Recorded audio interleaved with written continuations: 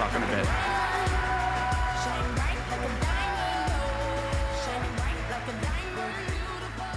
Well, thank you very much. Thank you for allowing me to join you at this very important summit on educational technology and the challenges that we face. I want very much to thank Chip for that wonderful introduction, but I just hope that when he said that I'd been on the Stanford faculty for more than 30 years, that you were thinking, isn't it amazing that Stanford would hire a faculty member at the age of 11?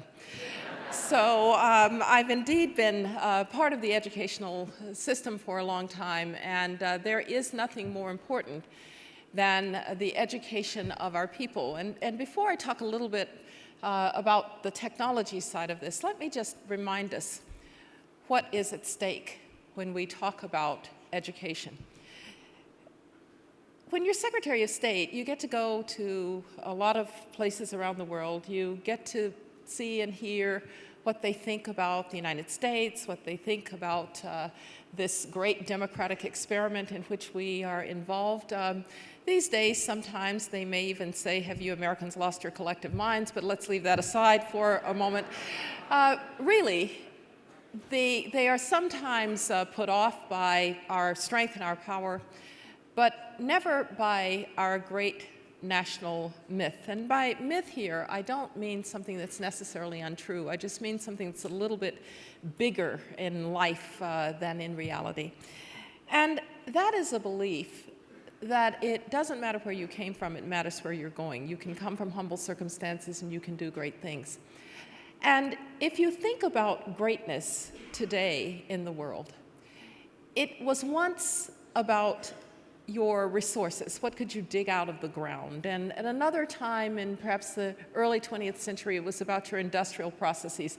How many widgets could you get to go along an assembly line efficiently? But the latter half of the 20th century, now the beginning of the 21st century, it's really all about human potential. And the fact that the United States of America has had an inclusive concept of we the people that understands that human potential comes in all shapes, all colors, all genders, that has really made this democratic experiment very special. But a lot's at stake because it is a challenged belief today that it doesn't matter where you came from, it matters where you're going, that you can come from humble circumstances and do great things. Indeed, the challenges are such that we worry about our competitiveness as a society. As we look around the world and we see that education is really at the center of attention of so many countries and that they're doing their very best to make sure that their kids have the very best education. It's also an issue of our social cohesion, because that great democratic experiment that is the United States of America is a fragile experiment. If the proverbial man from Mars were to come down and say, tell me about these Americans, you'd have to say, well, they don't share ethnicity, they don't share nationality, they don't share religion. They've come from, their ancestors have come from every corner of the earth. And the man from Mars might say, well, what is it that ties them together? And you would say, well, it is this creed, that you can come from humble circumstances and do great things. And if that's what ties you together as a society, if that is the source of your social cohesion, then it had better be true. Now, that inclusive view of we the people has led people to come here for generations from all over the world just to be a part. It's led people to come here from the poorest countries in the world to make $5, not 50 cents. And it's led people like Sergey Brin's parents to leave Russia when Sergey was 7 years old, from advanced industrial countries to lead the knowledge-based revolution. Immigrants have been so much the fabric of America's greatness, so much the fabric of the story of this tremendous democratic experiment, so much the story of the realization of human potential, and we're in danger. We're in danger of losing that connection to these people who come with great spirit and come as risk takers, willing to take their chances on the United States of America. Immigrants are the fabric of this society, and at our own peril, we shove them away.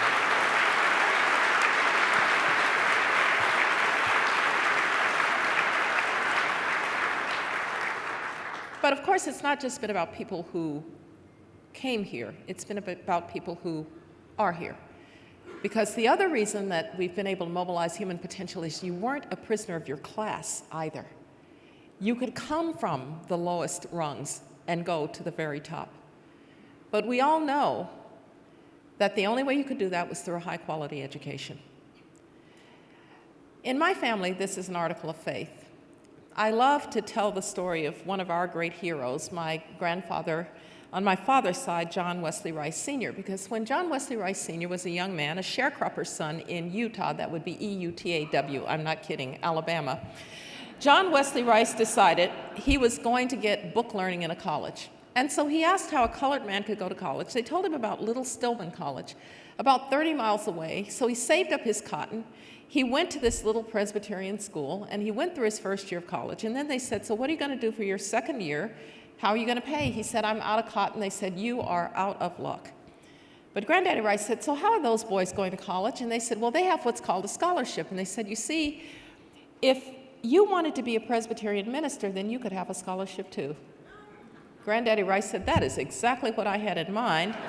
And my family has been college educated and Presbyterian ever since. Now,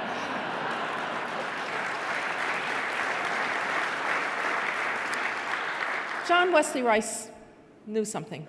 He knew that education was transforming. That education was going to make him into somebody he would never otherwise have been, and it was going to transform generations of Rices too. And he was right about that, because my father would be college educated and become a university administrator, and my Aunt Teresa, would go to the University of Wisconsin. She would get a PhD in 1952 in Victorian literature, and she would write books on Dickens. You think what I do is weird for a black person? She wrote books on Dickens. But today, when I can look at your zip code, I can tell whether you're going to get a good education.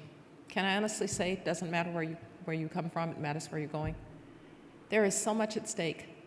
Social cohesion is at stake. And the crisis in K-12 education is the greatest national security threat that we face. Education is a civil right, and it has got to become the possession of each and every one of our children.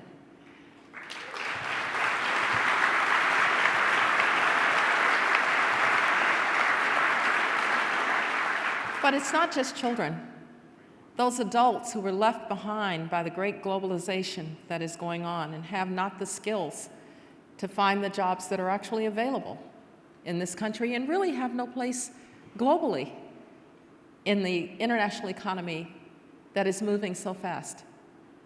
They have to have resources and ways to be re-educated, to be re-skilled.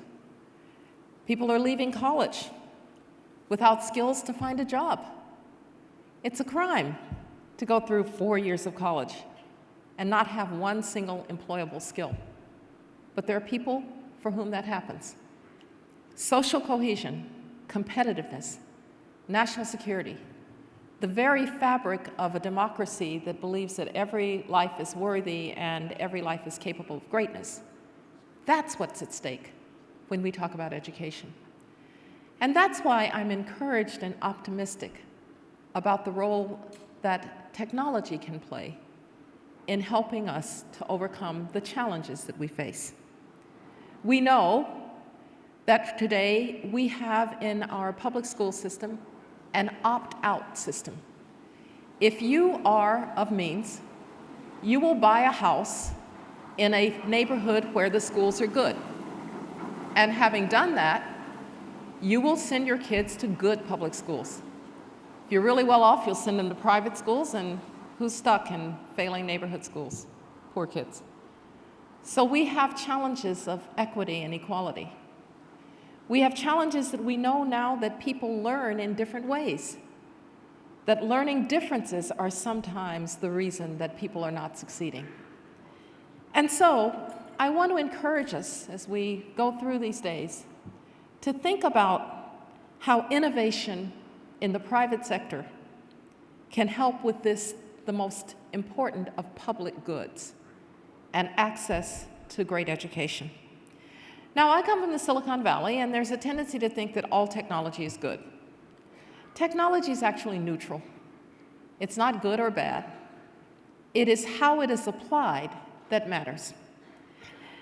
Is it possible that equalization of access and the benefits of education to rural communities, to urban communities that might not have the best infrastructure, can be achieved through technology? Is it possible that we can deal with these differing learning styles and these different challenges for learners through technology? Is it possible that we can do something about the place that I live, higher education, where costs are outstripping the ability of almost anyone to pay, and where perhaps a year or so online might give you a chance to go to college, not needing the 4-year degree? Is it possible that for students for whom the 4-year degree isn't really necessary, we'll find that some combination of online learning and skills development will give them a good job after 2 years or less?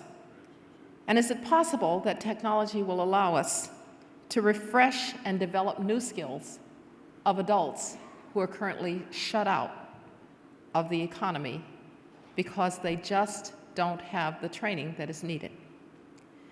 These are the challenges and many more that technology can help us to achieve and to overcome. But I want to be very clear. It has to be thought of in the design of what you're doing. And so I would encourage those who want to deliver an educational technology product to address some of these most pressing challenges, to have a vision, not of technology as it is today, but of how technology might relate to education tomorrow. Could it be possible that that technology would be one in which zip code doesn't matter? Is it possible that that technology could be one in which age doesn't matter, where gender doesn't matter, where the color of your skin doesn't matter, where all that matters is your desire and your commitment and your dedication to get that education, which will transform your life and the lives of generations beyond you? That's got to be in the design of the technologies, because I will repeat, technology is neutral. It is when it is in the hands of human beings, when it is shaped to the needs of human beings, when it is shaped to the institutions that we have to make them better, and when it is shaped to the learners who must succeed for all of us to succeed. That is when it is a public good. Thank you very much.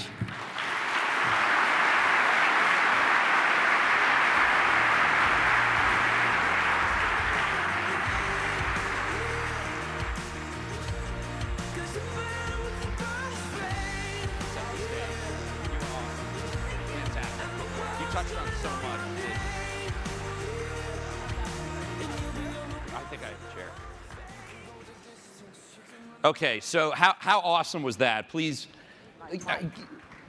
she needs a mic. Thank you. So you covered so much that we could start with, but let's sort of start serious and then we'll have a little fun. Is that good? That sounds good. So Fun is good. So first, talk about growing up in Birmingham. I read, as I prepared for this, I read many stories, some of what you talked about your family that really resonate with me, and how that sort of affected your views on education. Yes, well, I often say about growing up in Birmingham in the segregated South, it was, to quote Dickens, the best of times and the worst of times. It was the worst of times because the horizons could be so limited in Birmingham. This is a place where you couldn't go to a movie theater or to a restaurant because you were black, where you had colored only this and white only that. And you might imagine that that could have had a huge effect on a child's psyche, on a child's belief in herself. But the best of times was that I grew up in a community with parents for whom it was faith, and it was family, and it was education. and not always in that order. Very often, education went right to the top. My parents were both educators. My dad was a high school guidance counselor after he was a football coach. My mom was an English teacher, later music teacher, and they honestly believed that education was that armor against prejudice. It was that armor. If they didn't have to like you, they had to respect you, and they would respect you if you worked twice as hard and you were educated. And so it was more than just a good in our family. It was literally a lifeline for growing up in segregated Birmingham. That's awesome. So we'll start with a little bit on K-12, and then I'd like to spend most of the time on higher ed, because that's a personal passion for me. So you co-founded the Center for a New Generation. It's an after-school enrichment program for kids that later merged with the Boys and Girls Club. Yes. So let's talk a little bit about that, extended learning, and what your views on it. Yes. I did a task force report with Joel Klein for the Council on Foreign Relations on education reform and national security. And it was a very interesting experience for me to be with people who are constantly concerned with education reform. And I guess I had realized we have in the United States the shortest learning day and the shortest learning year of any industrial country. But the need for the extended learning day that might not take place in the school became really a passion for me a long time ago. When I first came back from government, having worked for George H.W. Bush, there's a community across the railroad tracks, literally, from Stanford, called East Palo Alto. And I gave the commencement address there, and it was just this very elaborate commencement for 8th graders. And I said to the superintendent, isn't this kind of an elaborate commencement address for 8th graders? She said, that's because 75% of them will not ever see their high school commencement. And I thought, well, that can't be right. And some friends and I then started the Center for a New Generation, merged it with the Boys and Girls Club, and what it is an opportunity for kids to have hands-on math, science, hands-on English literature, English learning. They get chances to do music and instrumental music and the arts, and it's a high-quality after-school experience. Now, the advantage of the Boys and Girls Clubs, with which I'm very involved, is they have the kids.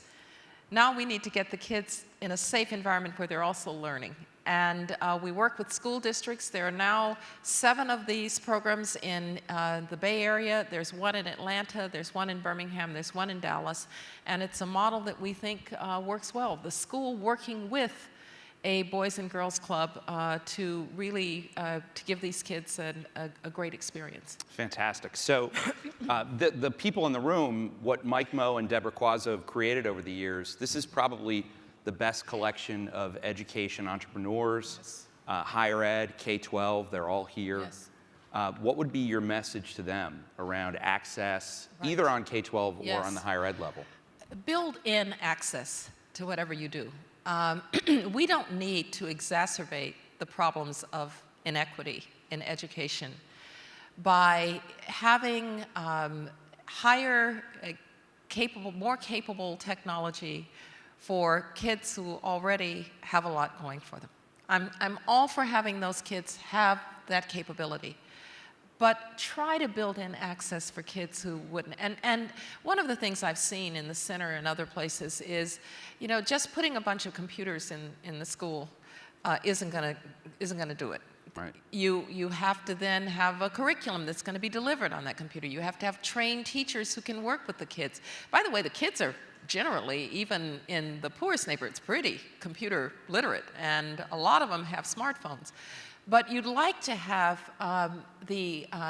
even the poorest school district that may be struggling with resources really able not to just have those computers sitting there, but to actually have them playing an important role in the integration with the curriculum in more generally. Because I think where technology is really making a difference is not as an add-on, but actually as at going to some of the core problems that learners have and piercing that. So if you have a learner who's fairly slow learner in one aspect of, say, math, then paced learning for that student is going to be much better than just having everybody at the same pace, and technology can do that.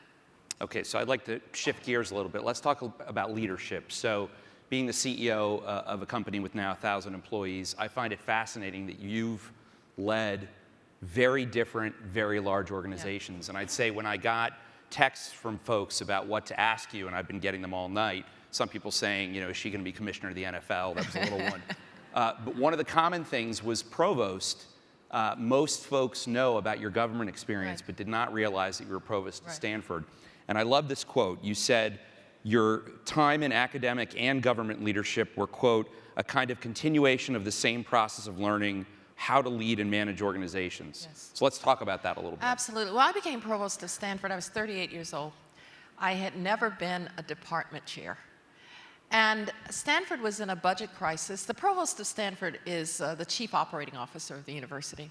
Yeah, we deal with provosts all the time. A lot, exactly. And there's some here.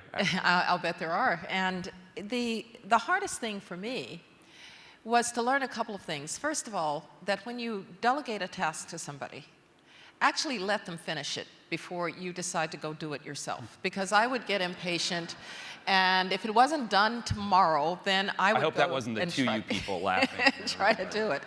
So you learn that if you do that, you're never going to have good people working for you because you're just going to frustrate them. And that your job then is to facilitate other people doing their job as a leader. We don't tend to think of that as leadership. We tend to think of leadership as, I'm out here, I've got a great vision, follow. But a really great leader is able to identify leadership qualities in others.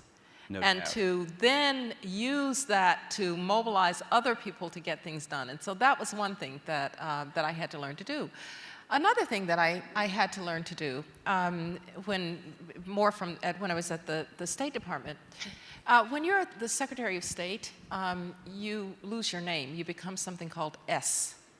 And so I would walk around the halls and I would hear S said, S thinks, S does. And I thought, is that me that they're talking about? Well, if you're S and you're at the top of this pyramid, people don't like to give you bad news.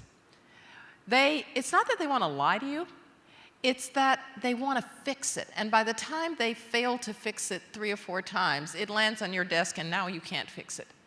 And so one of the keys is to engender in people who work for you a spirit of collaboration, a spirit of joint ownership, that they're not going to have their heads cut off if something goes wrong, and then they'll become truth tellers to you. If you don't have truth tellers in your organization, you cannot possibly manage or lead an organization. Okay, how awesome is she? Right? That was awesome. Thank you.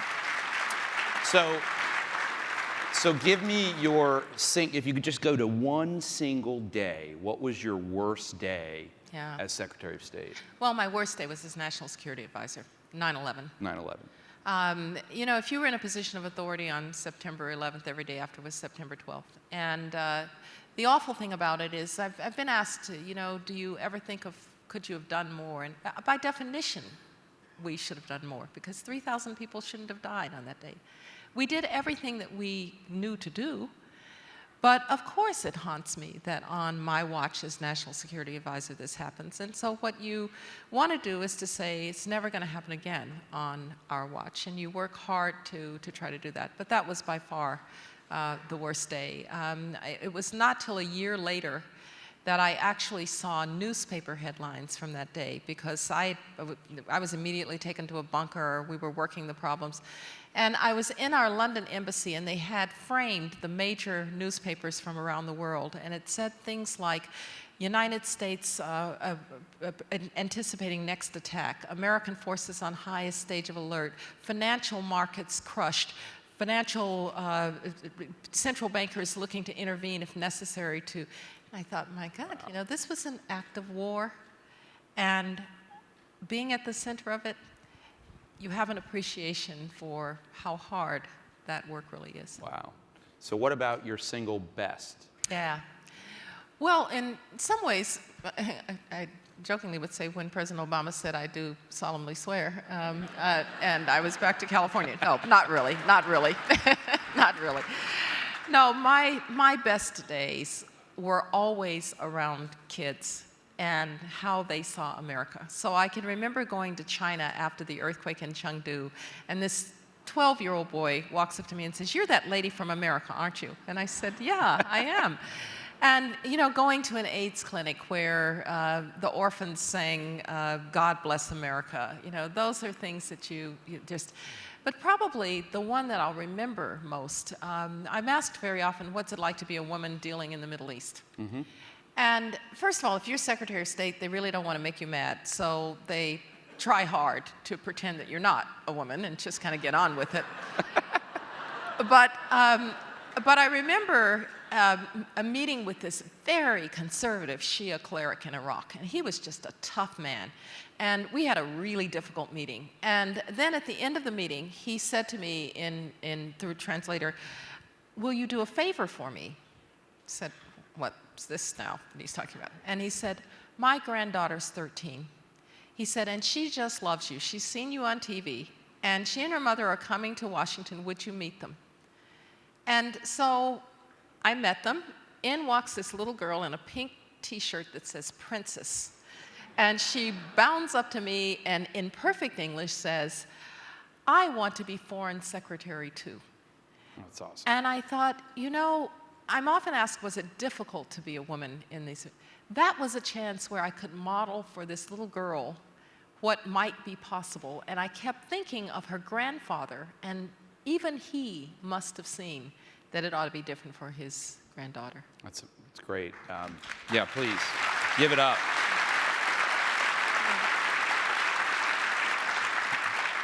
So I love this quote from you. "It does not matter where you came from, it matters where you're going." Yeah.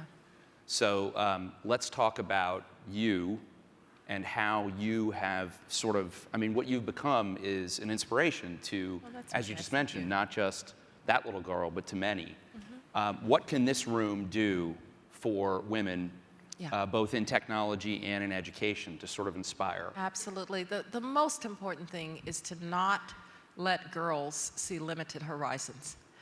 I am absolutely convinced that strange messages go out to girls somehow, some way, about math and science.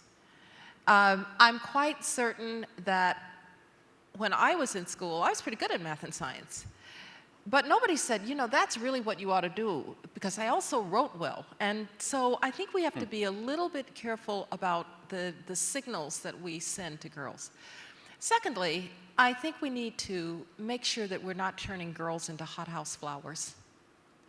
I tell my students all the time, and I say this to my minority students too, you don't have a constitutional right not to be offended.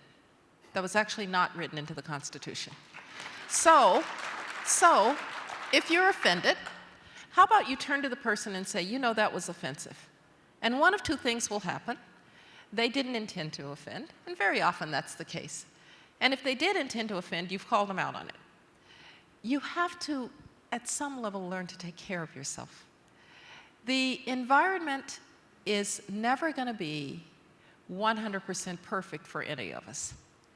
And the search for the comfortable, the search for the where I feel completely accepted, is a killer for self-realization and for self-improvement.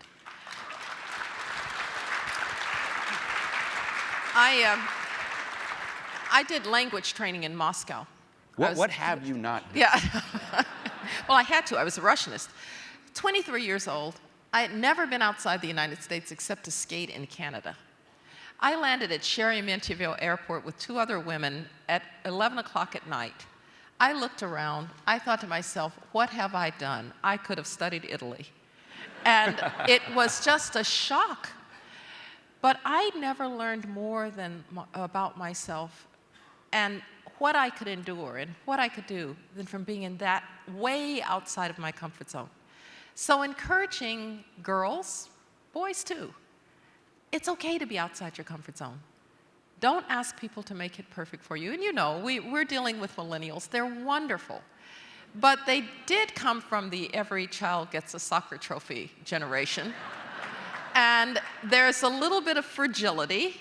I see it in my Stanford students when they don't get the A on the paper that they're fully expecting. And so we have to help them toughen up just See, a little bit. we have a ton of millennials, and I actually think they generally get a bum rap because I feel like they'll just tell you what everyone else won't. So I think everyone else tends to. Yes, but you know what? You also have to earn the right to do that. And Did you hear that? Yeah. All right, so let's have a little fun. Yes. So you're huge sports. Yes. Huge. Anything with a score at the end. Yes. There you go. Yeah. As am I, except for baseball. I'm not a big baseball. All right. Okay.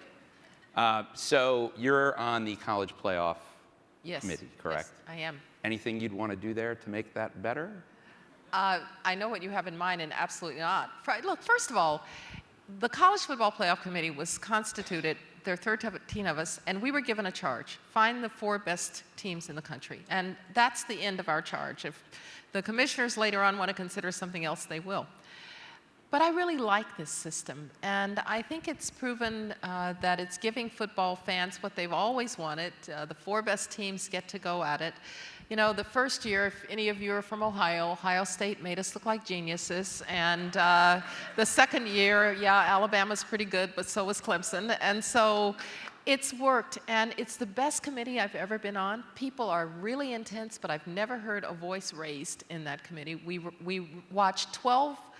I watched 12 football games on Saturday, starting at 9 o'clock with the ACC to the Mountain West at midnight. I know it doesn't sound like that big a chore. I understand. Then on Sundays, I watch cut-down tape of every game, and then on Mondays and Tuesdays, we fly to Dallas and make the selection. So Can I do that? yeah, that's what when I describe this, nobody seems to feel really sorry for me. It's pretty awesome. Yeah. So what about Augusta? So are you Tiger or Phil? Oh, both. Tiger's no one's both. No, Tiger's a Stanford product, and There you Phil's a really good friend and an ASU product, a proud Sun Devil. I really love Augusta. It's a wonderful tradition. It's a tradition that, like many traditions in America, is becoming more inclusive. One of the things I've loved is being a part of what's called drive, chip, and putt. I don't know if you've seen the little kids out there, and they're all good golfers. But it's a wonderful thing to see these little kids come and try to putt on the very 18th green that Augusta is won on. And one little girl now just sticks in my mind. She's about 8 years old, and at the dinner the night before, she came up to me and she said, don't you teach at Stanford? And I said, yes. And she said, well, I want to go to Stanford. I said, good, well, study hard, start now. So on Sunday, she had to, you have one putt, and her putt only had to be within 7 feet. I mean, she could miss by a lot. And instead, she rammed it way past and lost the competition. And I thought, oh, she's going to be so sad. So I put my arm around her, and she said, that wasn't my best performance, but I'm still going to Stanford. So it's great, some of the things Augusta's doing to grow the game, really fun. It's awesome. So if you, to sort of close this here, what would be your personal hashtag? At Cleveland Browns. The what? At Cleveland Browns. You're a Hashtag Browns Cleveland fan? Browns, yes. And I did not know that. How are you a Hashtag Browns Cleveland fan? Browns. Because if you're a Cleveland Now, Browns fan, I'm equally distressed. Yes. I'm a hardcore Miami Dolphins fan, season ticket holder. hey, they were undefeated in '72. Okay, Yeah, the I know. Browns have not won a championship since I was 9. So, but this is the reason that would be my hashtag. If you are a Browns fan, you are loyal. If you are a Browns fan, you are eternally optimistic. Because right now, I'm saying, hey, but they're undefeated. And so people would look at that and they would say, well, what's that about? And then they'd have to admit those things about me. So that's why I'd use that hashtag. Pretty awesome. So hashtag awesome, right? Cleveland Browns. Cleveland Browns. Please give it up for Dr. Condoleezza Rice. Fantastic.